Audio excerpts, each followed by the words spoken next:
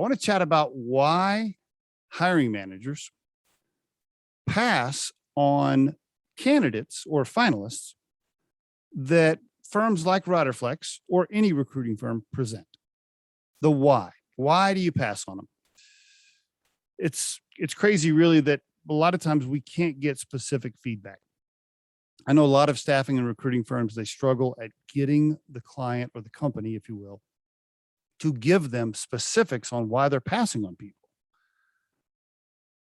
They'll say things like, yeah, we're going to pass on Mary. Okay, why? Believe it or not, it's harder than you might think to get specific feedback on why companies are passing on candidates. I think there's a lot of things at play there. Sometimes the hiring manager didn't have the right experience to give the type of feedback they need to give to the recruiting resource. Sometimes they don't have time. Sometimes they don't make the time. Sometimes they're not organized enough to remember to give the feedback. Sometimes at the company, somebody in the hiring group said pass on the candidate, but they didn't relay the why to the person responsible for communicating back to the recruiting firm. So they don't have any information to share. Sometimes it's because they just didn't like the person and they don't want to tell the recruiting firm that because there is no other reason. And they don't want to say, yeah, I just didn't like it. So they just don't give any information. There's a whole host of reasons.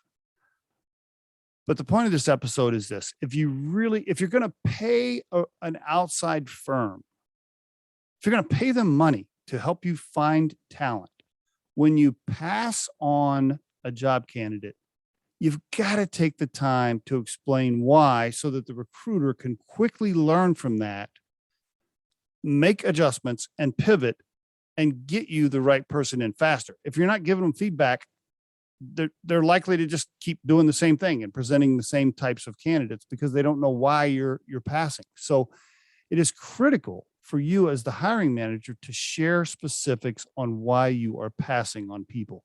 You can't just say, yeah, he wasn't a fit. I love it when we get that. That's a good one. Yeah, he's just not a fit. Well, all right. Why? Yeah, the team just didn't like her. How come? You got to be specific, right? Now, I get it. I do understand. A lot of times you don't want to say, you don't want to put anything in writing because you don't want to get sued or whatever. You're trying to protect yourself, so you don't want to give any specifics. But that's not helping the hiring manager. If you don't want to it's not helping the recruiter, excuse me. If you don't want to put anything in writing, then pick up the phone and call the recruiter and just say, yeah, I didn't like Johnny because he had long hair or whatever. I don't know.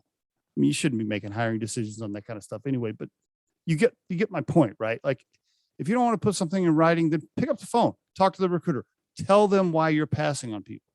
It will help the recruiter move faster and serve you better. Here's the funny thing about all of it, right? The crazy thing about recruiting really is this. So often, hiring managers and teams, they do make decisions on just whether or not they like them. Is the vibe good? Did they fit the culture, the personality, the style of the team, etc.? So often it comes down to that. I know, there's all of the tech out there and the algorithms and the surveys and the tests and the personality tests and all this other stuff. I'm telling you right now, I've seen it thousands of times.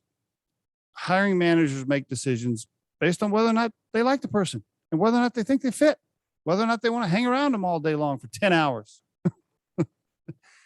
I think that's okay. I think it's important for the person to fit the team, as long as they're qualified, of course. I'm assuming that they have the right skill sets and experiences that you're looking for. But as far as whether or not you pass on them or you hire them, it does matter whether or not you like them. I know a lot of people disagree with that, and I'll probably get blasted for saying that on this particular episode, but it does matter. I mean, you got to like the people you're working with. If you're in the same room with somebody or you're working with somebody for 10, 12 hours a day and, you can't stand them, I mean, it's not going to go over well.